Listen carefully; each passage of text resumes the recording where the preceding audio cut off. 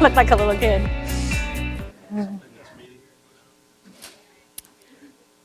Hello, everybody. Welcome to the DCRI Research Seminar Series today. We are super excited to have a couple of experts here in qualitative science.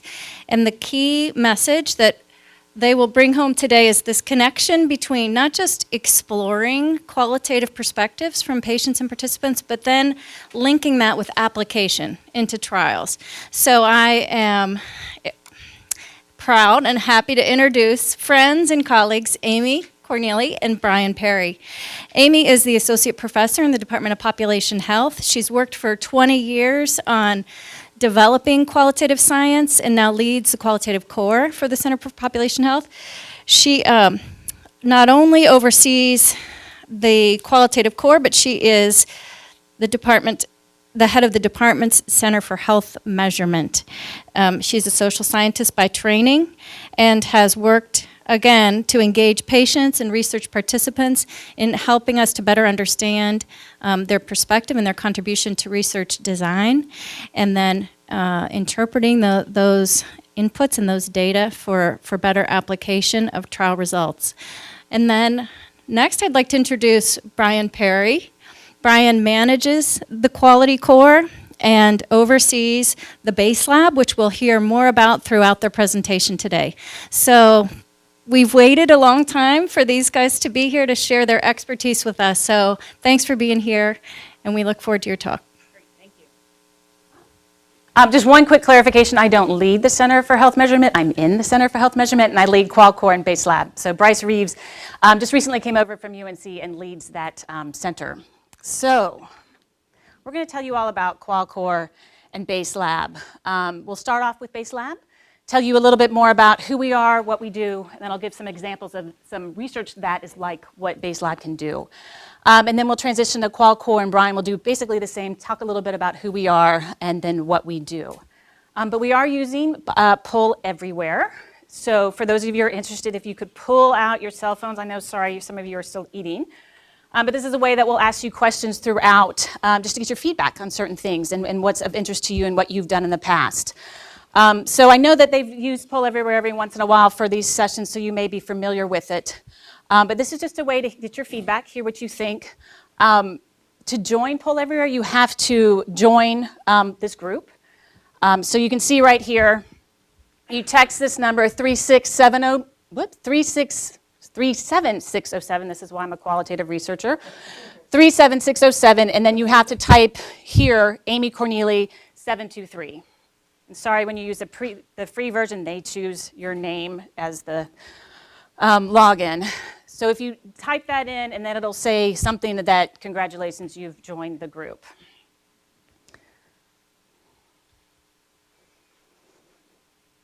Give you all a few seconds to do that.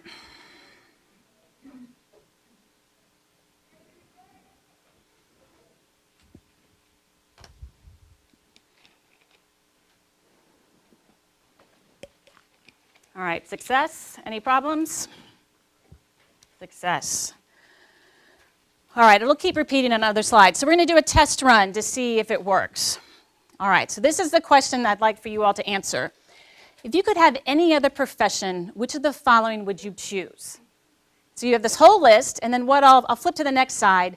This tells you what letter to choose. And you all might be familiar with this, but in case you're not, obviously this is the answer, and you would hit J.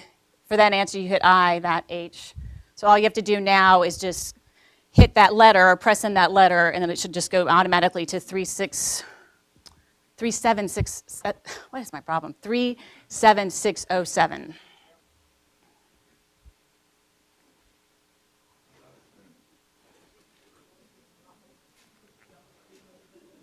So we have a bunch of foodies. Is this because we're eating? Does anybody want to give a critique of what you're eating now for lunch? Delicious? All right, and people who are listening on WebEx, you can actually also do this as well. You don't have to be in the room. You can just join Amy Corneli 723 by texting 37607, and then you can participate as well. Uh-oh. National Geographic photographer. That's mine, actually, what I would do. And travel. So we have people that are interested in travel. Yeah, no one's interested in golfing or being a journalist or a novelist. No one likes to write. But we're inquisitive with the detective. All right. Okay, we'll carry on. Thank you for doing that. Okay, so we'll start off with the BASE Lab, and BASE Lab stands for Bioethics and Stakeholder Engagement.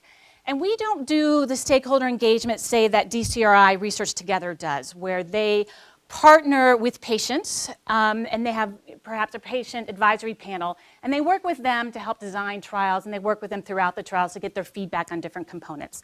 What we do is we work with those groups. We work with clinical investigators and the patient advocacy groups, so the research stakeholders, to systematically collect and integrate empirically generated stakeholder input into the clinical research process. So we're the data people. So we work with those groups to go out and get the data that can help inform decisions that the investigators are doing and that the research stakeholders are doing to help inform the clinical trial. So we provide the data. So specifically, we work with those two groups to identify areas that are critical to the successful implementation of clinical research that we know can be strengthened with data from key stakeholder groups. So then we go out and we gather those data through social science methods. So it's usually in-depth interviews, focus group discussions, but we focus on who's best to get that information. Clearly, potential participants of your studies are good to talk to, but who else will help inform their perspectives of the clinical trial? Who can help support them? Who can help break the trial in terms of not supporting what the participants are asked to do? So you want to talk to all those people during your research gathering activities. And then we work with the clinical stakeholders and the research, or the clinical investigators and the research stakeholders to help use that data to inform the planning, conduct, interpretation, and then the reporting of the research. So in other words, this is basically what I just said in pictorial form. So your investigators and stakeholders work together, and they have all these questions about how should we really do this trial? All these things that we need to know a little bit more about in order to start off the trial the best way we possibly can. So we talk among themselves, and then they come up with, we want to find out more about this. So an empirical question is developed, and that's what we help identify.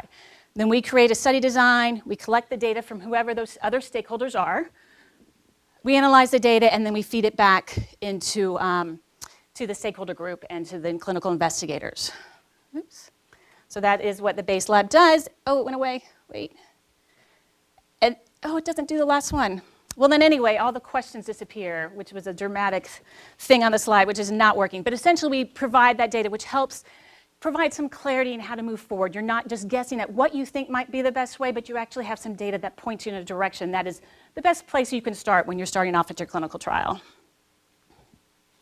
Okay, so who we are faculty and staff that are all in the Department of Population Health Sciences. So this was a group that's newly formed as about a year now. And we do a whole host of social science research. So we do qualitative interviews and focus group discussions. We also do surveys. We do mixed method research. We have folks on board that can do qualitative data analysis, that do statistical analyses.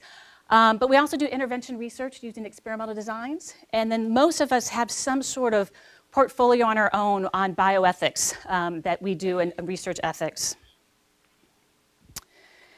And this just shows you the type of work that we can do across the clinical trial timeline. So you have your activities all the way on the left that are activities that can be done before the clinical trial starts.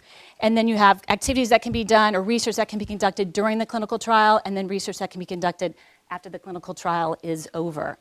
And during those stages, we conduct formative research before the trial starts.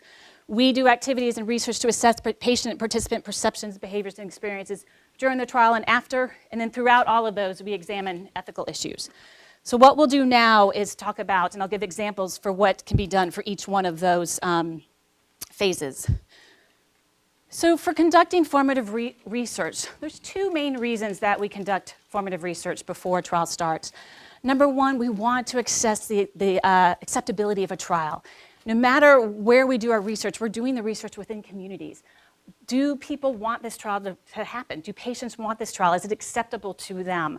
Does it meet their needs? And so you want to be able to find that out before you go and do it, because if you're starting a trial, it's not acceptable, it just may not work. And then the second thing is to inform your research itself, your research study design, your research procedures. We've done formative research where we had a funded trial, we went in to do formative research, we had a clear study design, and after the formative research, we knew that study design was not going to work based on what we learned from the community, and we changed the study design because of that. Usually, though, it's study procedures. Usually you're focusing on recruitment, retention, adherence counseling.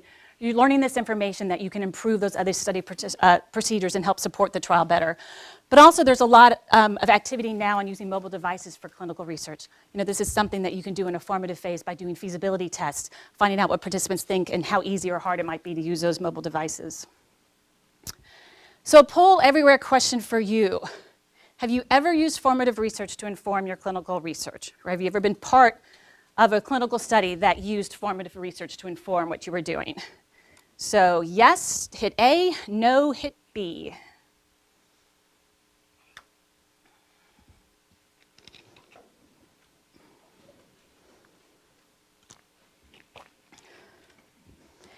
I should have done it when the number shows up, responses.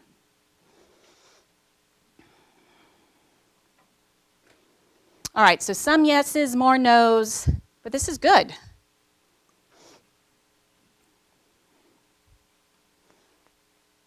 So the people that are answering yes, did you find it useful to do the formative research? Does anybody want to speak up who answered yes? Yep. Yes? Yes. Yes. What did you find helpful? Sorry to put you on the spot. We were having a small group of participants review a manual for education we had put together, and we got some feedback about some of the pictures we had used were not relevant to them, or examples of products that they don't actually use. Yep. So then you were able to make changes and start off with a better product, Yeah. and you actually started the real research. Great.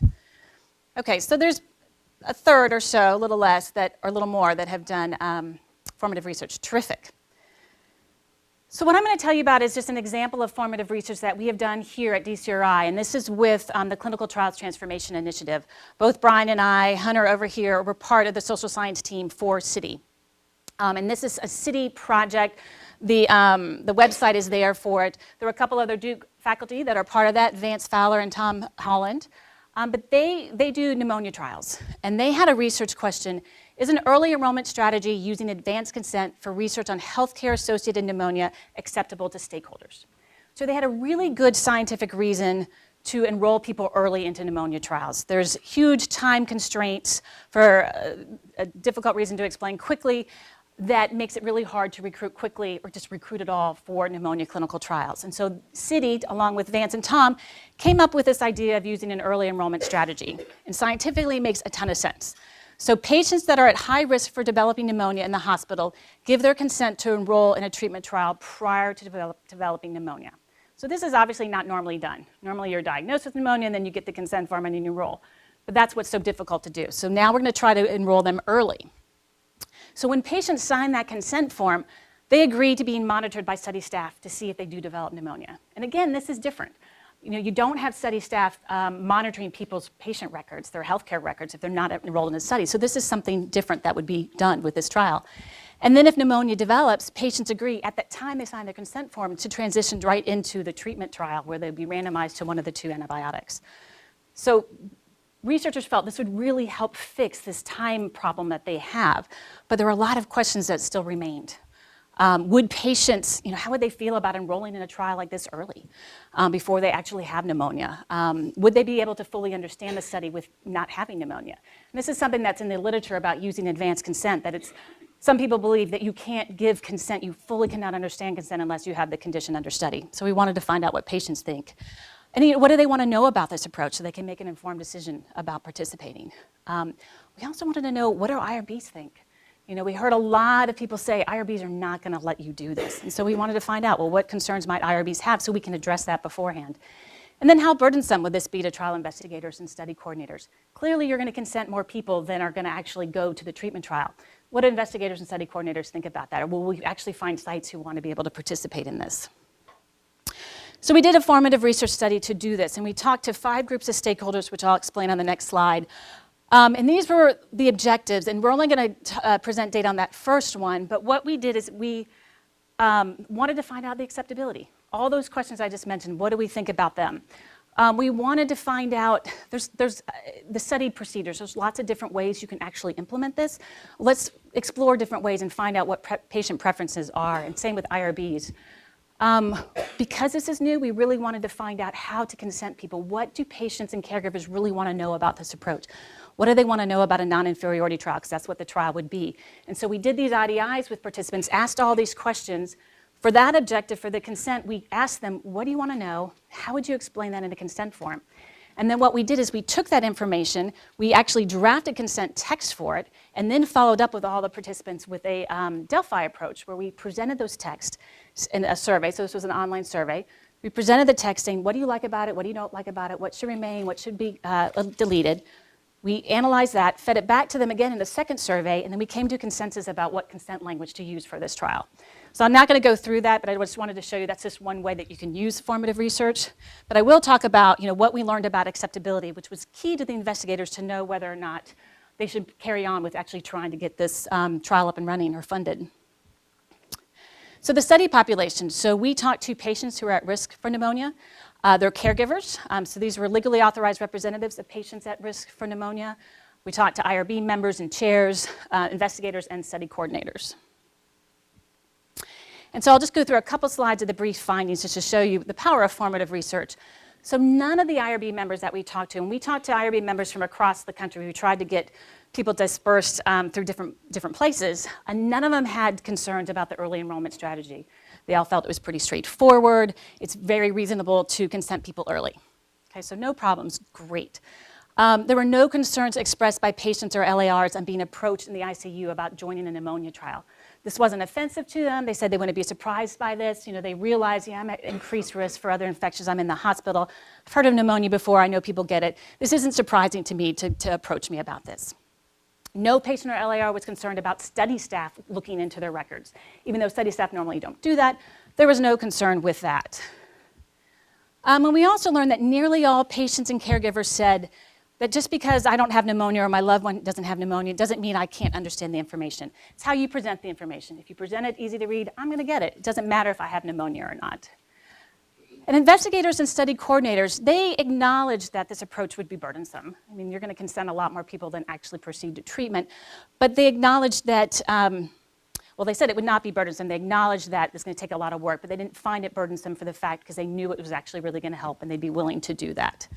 And then patients said they'd be willing or likely willing to enroll in a trial that uses early consent. And this was for a non-inferior pneumonia trial using 2 FDA-approved antibiotics, one that was approved for pneumonia and then one that's approved for serious infections. So it was really not a concern.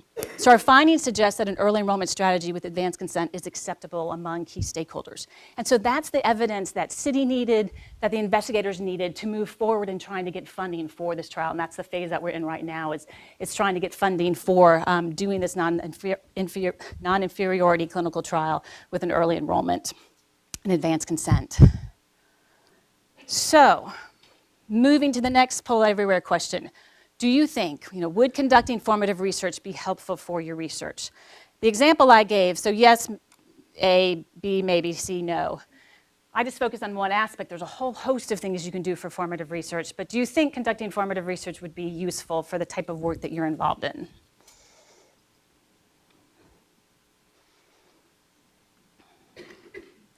So maybe, yes. Great. So no no's so far. And we don't do formative research for all the work that we do. And sometimes we just do formative research just on a certain little thing, or sometimes we do it on a lot.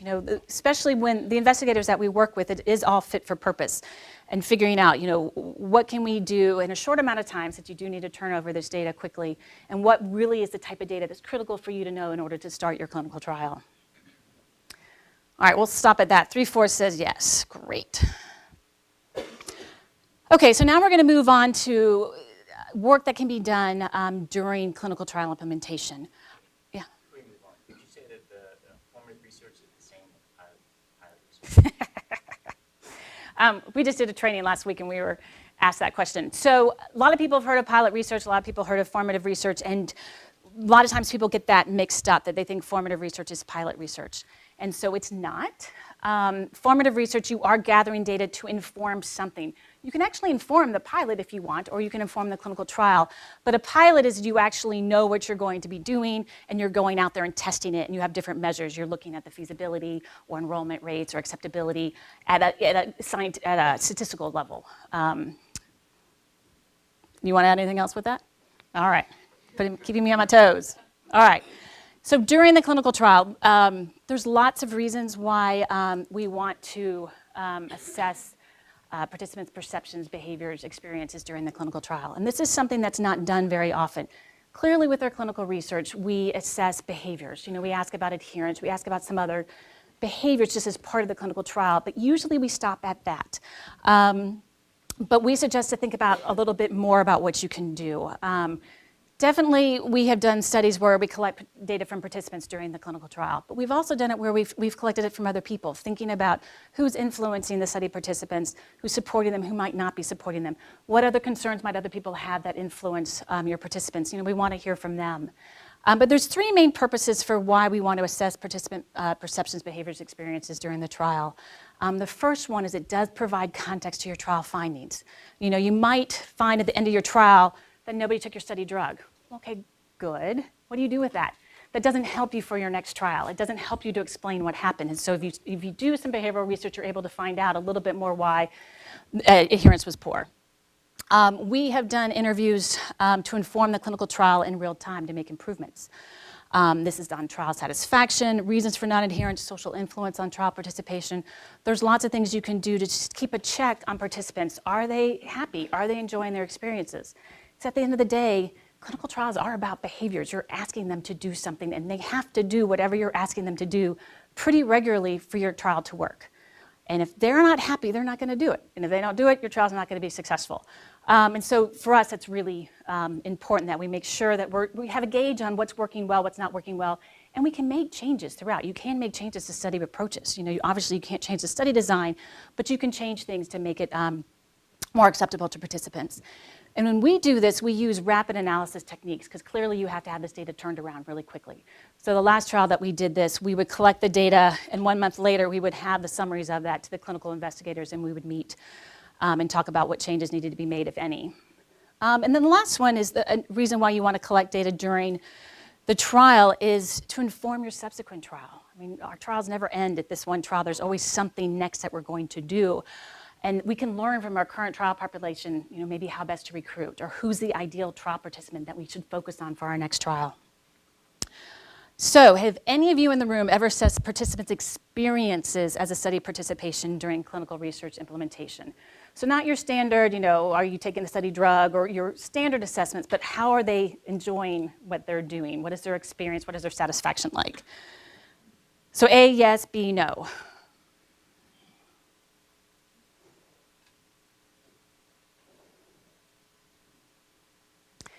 And while you're doing that, this is something that DCRI Research Together is very keen in doing. They, obviously are quite into patient engagement and want to be able to encourage more of this as part of clinical research, and we're working with them to do that. Okay, so a few people have done it, most have not, and that's pretty standard. Yeah? Would you set this up as a Would you set this up as a regular process, or would there be like an event or something that would trigger you to? You could do anything that made sense. We've done it in the past where we came, and I'll talk about it in this next example, we came off of a series of failed trials in our field, HIV prevention, and so we set up for the next trials that we were going to have it standard as part of the protocol where quarterly we would conduct in-depth interviews with 5% of the trial population. And so we had it that was going to be done, and we had our trial satisfaction questions. And so we were able to have a pulse on it throughout the whole trial, and it was approved to start off. Some people could do it, say, if they're monitoring adherence along the way where adherence has dipped down. That's harder to do because you're looking at results, but it can be done at a broad level. And so if your adherence is going down, maybe you would have something that would trigger to do in-depth interviews or some sort of surveys with participants to find out what's going on. But it's good to talk about it at the beginning, like what might those triggers be, or should we have something that's just systematically done so we do it and we don't forget about it with all the other things that are going on. So I'm going to give you an example of, and it's not on trial satisfaction, I think that's pretty clear. This is about how we can collect additional behavioral data that's not normally collected and how that's useful for understanding your trial results, but then also informing future trials. And so this example is FemPrep. This is something I was a behavioral PI on at FHI 360 before I came over here, and there was a clinical PI as well. And this was a phase 3 trial to look at the effectiveness and safety of FDC-TDF, which is Truvada. It's an antiretroviral. Can people take this antiretroviral daily to keep them HIV negative? So it works for treatment. It's been a treatment drug for quite some time. Now can it work for prevention? This trial took place in Africa. We enrolled women who were at high risk for HIV infection. And as you can see from that fourth bullet, we had a flat result. We had the same number of infections in the active arm as in the placebo arm. So something happened.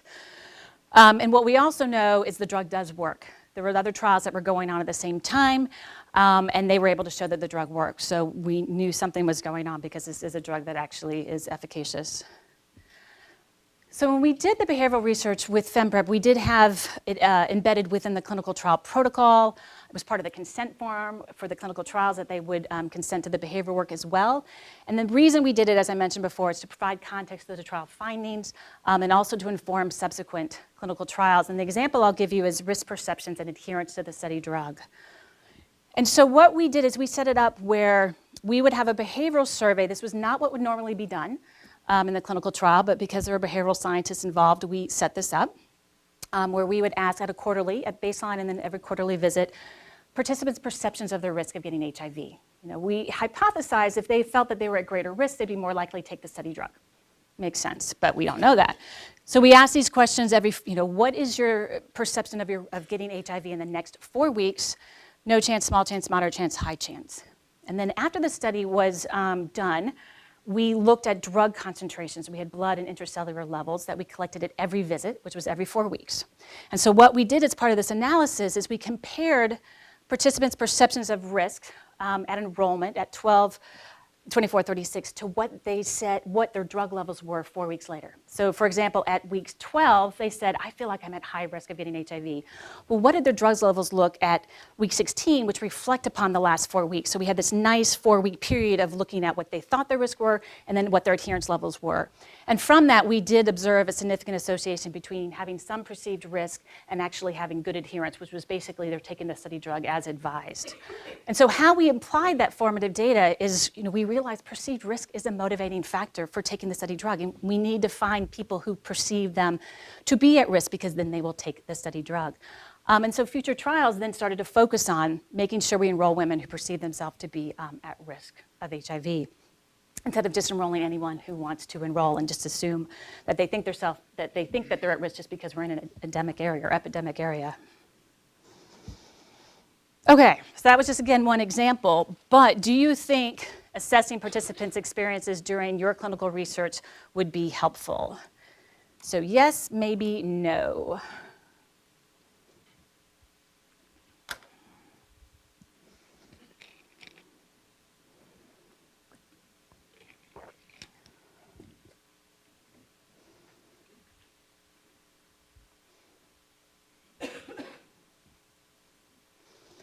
All right, we have a lot of yeses, a couple no's, a maybe.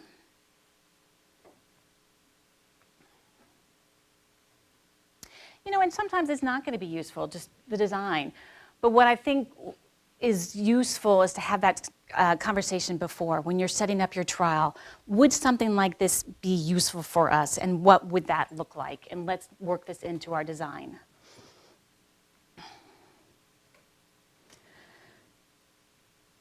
Okay, after the trial, that's another way where we can go back to study participants and talk to them about perceptions, behaviors, experiences. And why we do that, this is not done that often as well. The reasons to do it is obviously explain your results. And sometimes this is useful. Say you get a result that you really weren't hoping to get and you need some explanation for why that happened. Participants are the best people to give you that perception. I mean, you might know what happened from your data, but you don't really know the reasons behind it, so it only tells you so much. Going to talk to participants really opens up your viewpoints on really what was going on in the trial. And then you use that data to inform what you do next. So you don't, not necessarily that mistakes were made, but you change things, so you try to address those issues and you don't do the same thing you just did your previous trial. So has anyone here, have you explored participants' perceptions of your research results after the research was over?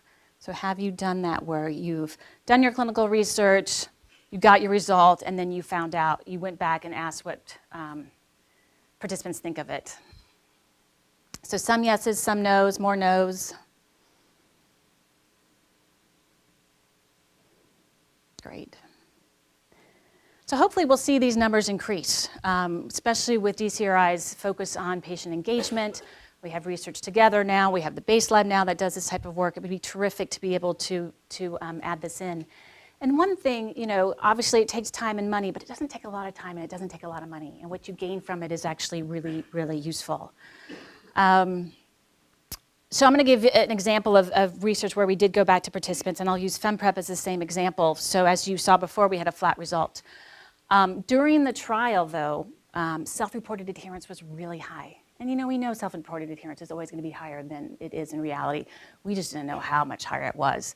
95% of participants said they had usually or always taken their study product. This was across the whole time period. Pill counts data were consistent with participants having used the product on 88% of the days. So overall, it looked pretty good. But at the end of the trial, when we had all the drug concentrations and we analyzed them among a subset of participants who were actually assigned the active drug, you know, it was a different story. Only 12% of the study population achieved that good adherence, which is basically taking the drug almost daily, which is what you would need for protection. 23% of participants rarely took the drug, if at all, so they joined the trial with no intention of ever taking the drug. And then 60% had fluctuating adherence. Well, why did they have fluctuating adherence? You know, was it side effects or was it influences from what are the reasons why they took it better sometimes than others? And knowing that information can just make us feel better, so we know why our trial failed, but it's also, you know, so we can inform the work that we do next. So this is basically, we did a post-study, an explanatory study, where we went back to the participants and we wanted to answer these questions. You know, why did some women enroll when they really had no intention of ever taking the study drug? Why did they ever report their adherence? And then why did most women not take the study drug regularly? What was the reason for that? And then also, what did they do with the drug? I mean, this was an active ARV. Were they sharing it with people who they knew had HIV? What were they doing with that? And then, so we can use these data to inform future clinical trials, but also since we knew eventually that the drug worked, so these other trials found out, we can use this to inform the rollout of the drug. So what we did is we conducted in-depth interviews at 2 of our sites. So these trials are, the trials in Africa are quite different prevention trials than they are here in the US, where we actually enroll like 700 people in one site. So you only have, you know, 3 sites versus 2,000 sites as you do in the US. So some of this is easier to do. But we enrolled participants, we purposely selected them based on their drug level. So this is one chart that shows us what drug levels look like. We purposely chose participants who had none or scarce adherence the whole time they were on the trial, some that had moderate and some of that high. And then we showed them these graphs, and then we asked them questions about, you know, so what was going on here, it's high, what was going on here, it's low. We used that as a tool to help them discuss their adherence. And what we found out were the main reasons for continuing participation in FemPrep was they wanted to attain that health benefits. You know, coming to the trial, they got better medical care, they got HIV testing, they got counseling.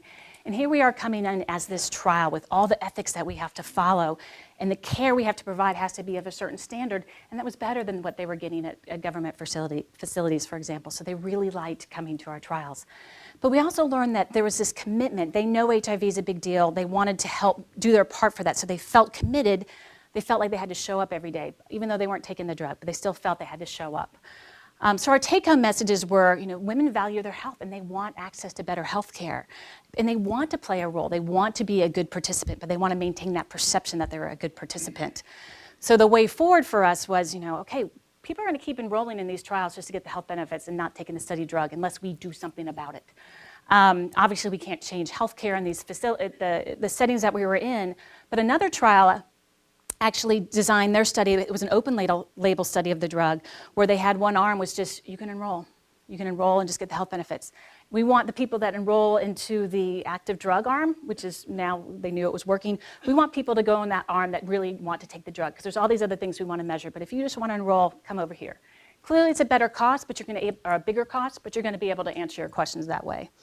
And then we, as social scientists, need to figure out a better way to address the perceptions of personal commitment to trial, and how that personal commitment needs to be how to follow study procedures, and how we can do that without being coercive. At the end of the day, we still need people to take the study drug. So how can we go through that fine line? And research can help answer that. Reasons for over-reporting. There was huge perceived negative consequences of reporting non-adherence. So they were afraid they'd be terminated from the trial and thought would disappoint staff or they'd be scolded. Even though we said that every time we collected data, we really want to hear adherence is hard for people. All these words that we actually pre-tested beforehand, they weren't enough. And what was done with the unused study pills, participants brought them to the clinic lots of times, or they threw them in the pit latrine or toilet. Not that many people reported sharing. That was probably underreported. But it also shows us how smart participants were, because participants joined this trial, they would come back every 4 days, every 4 weeks, and they would get a 30 count of pills. They could, if they came back 30 days later, they would get, or 28 days later, they would get another pill count of 30. So at the end of the day, they could have extra pills in their bottle each time. They could have up to 7 extra pills, so in case they don't come back. So the point is every woman had a different amount of pills in her container when she came back, and you had to calculate how many pills she actually had.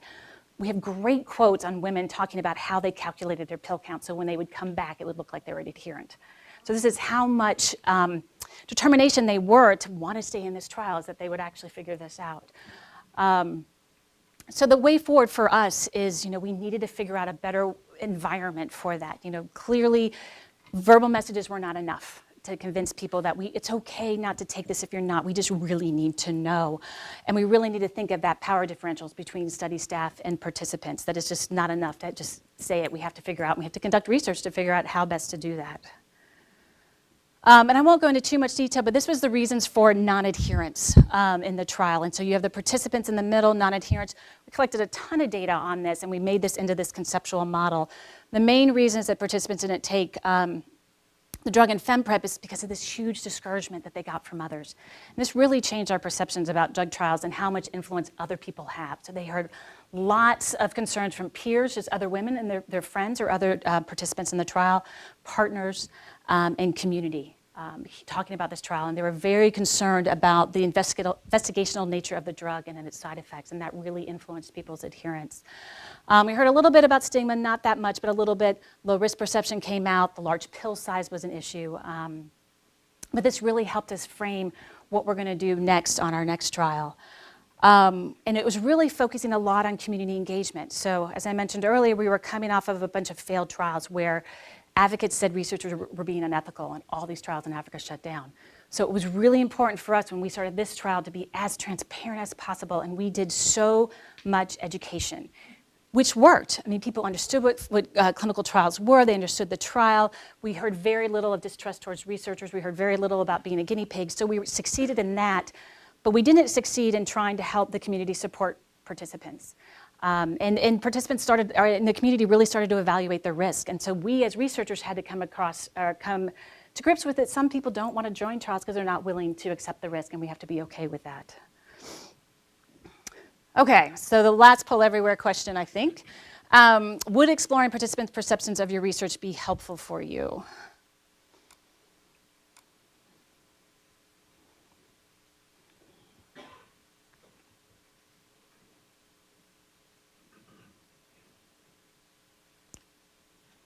Everyone says yes. It doesn't change when there's not. Normally, there's a little count at the bottom of how many people, but I left that off. All right, we have one that's maybe. Great. All right, and then the next example isn't as long as that, and then Brian will take over.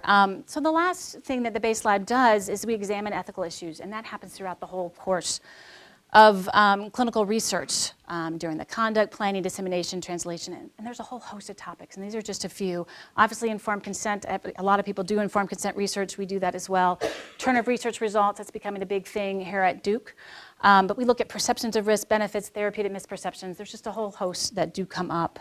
One thing I wanted to mention that we're doing and return of results is that Base Lab is working together with DCRI's Research Together and PTN to come up with an evidence-based way of thanking participants and providing aggregate results.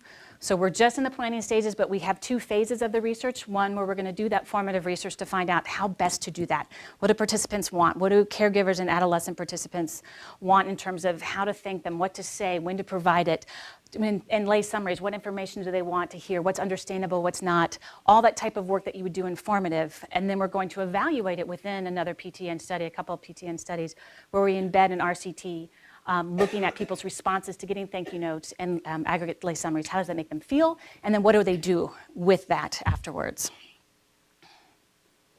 So in summary, we hope that working with the Base Lab, we can help provide that evidence-based gathering from a range of research stakeholders that clinical investigators and research stakeholders then can use to make informed decisions about the way forward for their clinical research. So any questions on that before Brian takes over and talks about QualCore? We didn't go into great detail about examples for QualCore because basically they can do some of the similar things. Any questions before I transition? Yeah. I've got a fairly loud voice. Hi, really interesting. I work in business development. I've been in quite a large number, not every, broad capabilities presentation with sponsors. I've never seen any of this covered. Why is that? Well, we're hoping to change that now. We'd be happy to talk to you about that. And we're working with Research Together about that as well. But this is something that Duke can do. People have been doing this for a while. We bring that expertise to the table, and we think it will enhance the research that Duke does. And it's something that we can demonstrate about. Is not a lot of time. I mean, I've done formative research for I don't know how many clinical trials. It doesn't postpone it that much because having a clinical trial start takes forever anyway. But we can, it's the one trial that we did formative research on, it only took 5% of the first year clinical trial budget to do. It's not that expensive. And so I'd be happy to talk to you about trying to get some language into DCRI's capabilities. Right? All right, hand it over to you. And you're already hooked in. Yeah. Oh, great. Thanks. All right, I'm All going right, over so here. that was a great example of how we can use research to inform decision-making around clinical trials.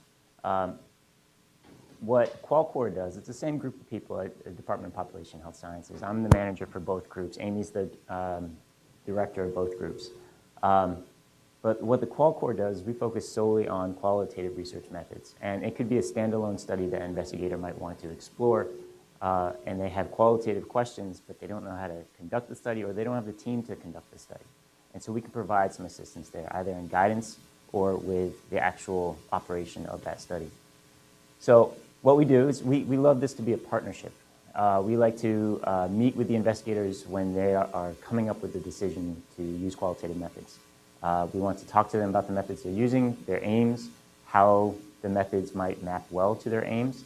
And so we often sit down with them and we partner with them. And here it says partner with clinicians, faculty, and other investigators within the Duke School of Medicine, but we can do it broadly throughout Duke as well. We provide as much advice about the use of qualitative methods within their particular research context as possible.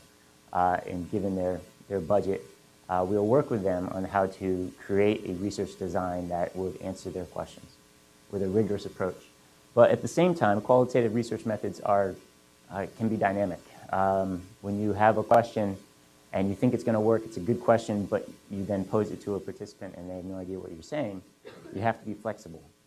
And so we often, qualitative research is iterative, which means you can go back and make revisions along the same domain of questioning, and we can provide that flexible approach in what we do with our research. So our team, again, we sit within the Department of Population Health Sciences. We have some staff here at DCRI as well.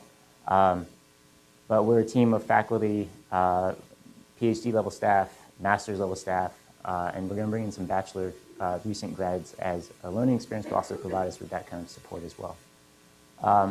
We have all of our staff are trained interviewers.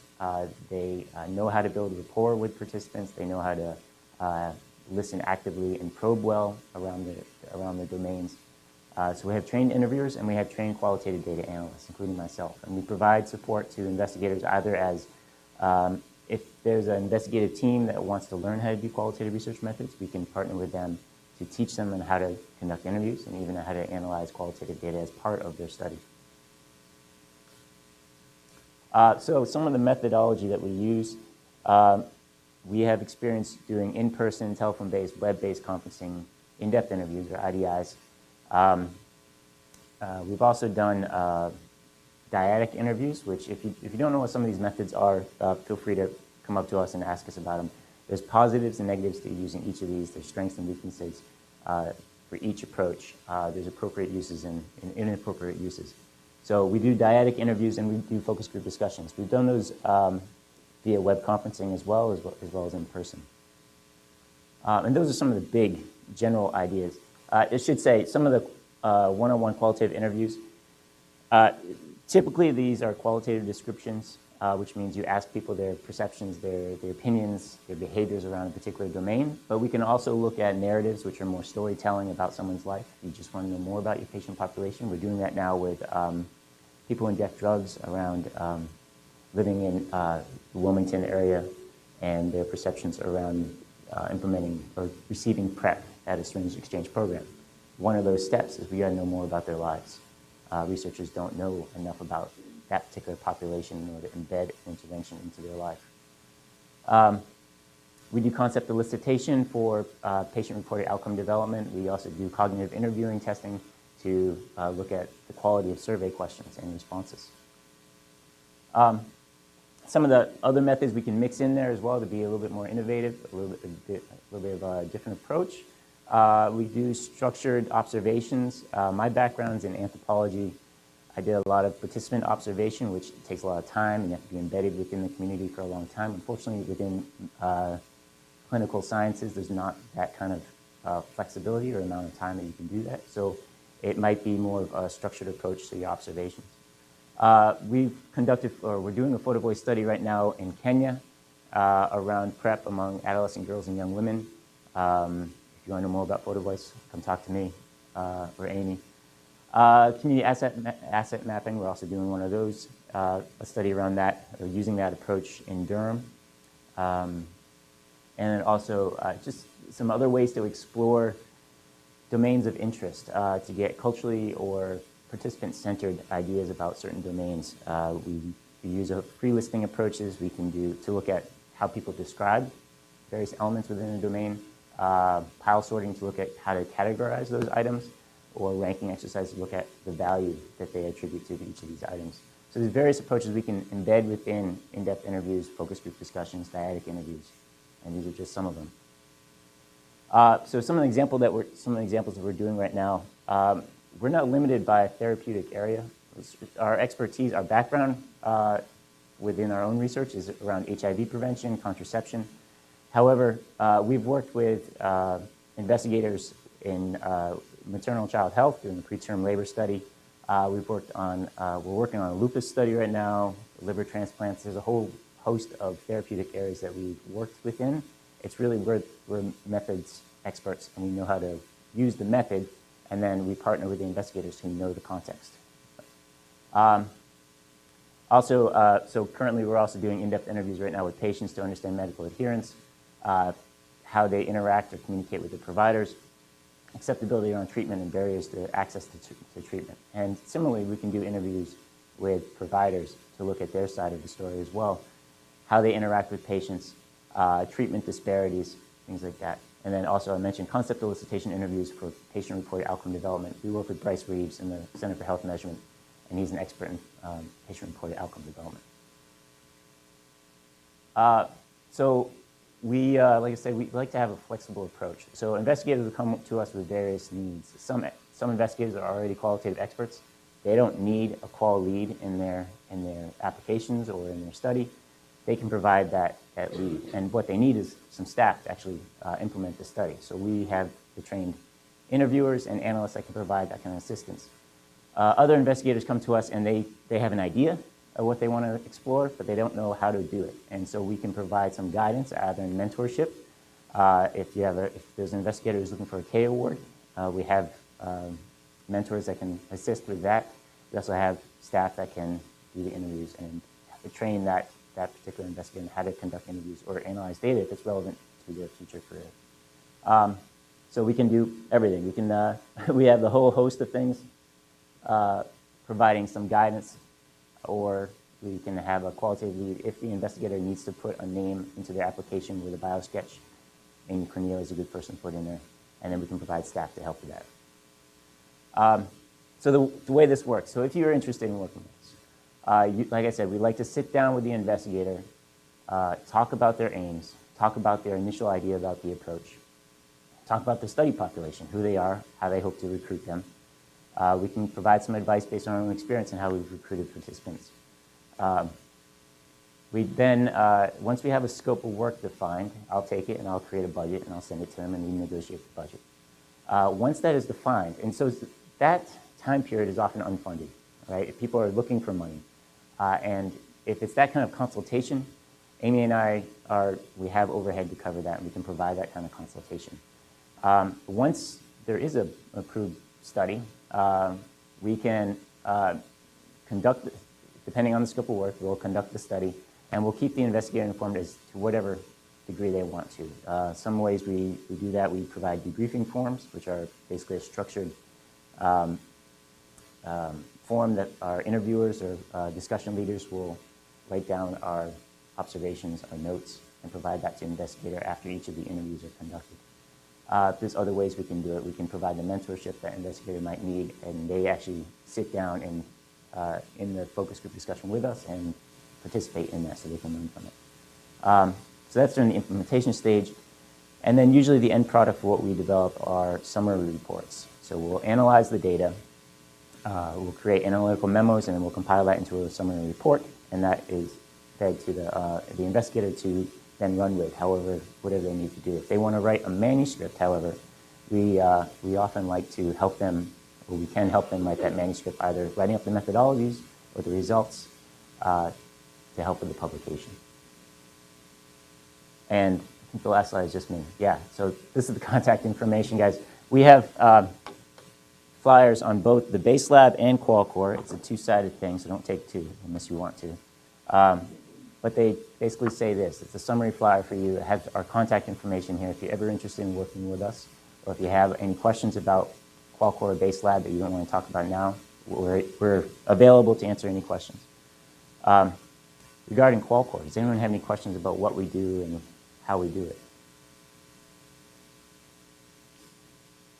Sorry, I don't have any poll everywhere questions for you, but next time. All right. Brian, I'll just get started on questions and ask this. I think most of us think of formative research and the qualitative aspect of asking participants how they felt about the study or how they would like to engage as a simply survey kind of exercise. And one of the things that you all bring to this whole arena of clinical trials is a whole host of varying methodology for asking those kinds of questions that is and should be designed to the questions that we have. So I think one of the common mistakes is simply doing a focus group or a survey, because that's what people are most familiar with. So you shared a little bit about the depth of methodology that you bring to formative science in trials, and I just wondered if you had more to sort of expand on how to use that methodology to really fit the question of that the trial is trying to ask with the approach. Yeah. I mean, the one thing that we do when we meet with investigators is there's a lot of that at the beginning. What are you trying to obtain with your trial? What is your endpoint? And then think about how can formative research, the type of behavioral research we can do beforehand, can help you set up the trial best, and then what behavioral research can help explain that. And so and it really goes to that flexible approach, even though that's our QualCore motto. It's all kind of blended together, where everything is different. It's all based on what the trial is, what the investigator wants, what the budget can allow. But there's always something that you can dig in deeper, and then it depends on what you want to know, what method you use. Because sometimes if you want sensitive information to help design your trial, well, you need to do in-depth interviews to get that. If you just want to find out what people think about your trials, well, you can do focus group discussions for that. There's just a whole host of what you want, and then we help you select what method will work best for that. And then we help really focus on how many topics you really should focus on versus time and money that you can do it. We just had this conversation on the way over here, but there are certain methodologies that work better, are more appropriate given either an ethical reason for using a methodology or the validity of the responses you're going to get. And so depending on the research question or the types of questions you're going to be asking the participant, that will tell you what methodology you need to use. Right. And what happens a lot is people do focus groups to ask a bunch of sensitive questions, and we see it a lot, and it's just not the best use of it's not the correct use of a focus group discussion. And that's what is the go-to method. Focus groups we love focus groups. They actually are great to get that rapport and that bouncing off each other, but they're only appropriate for certain things. And so that's one thing that we help people think through. If you want to know how people view side effects and what side effects they had and how that informed their decisions about taking the drug or not, that's going to be in-depth interviews, But if you want a little bit broader or to field test some things, formative focus groups might work. And so it's really this ongoing dialogue when we start working with investigators, because they have an idea of what they want but not how to get it, and then we can help figure out how to get it the most rigorous way.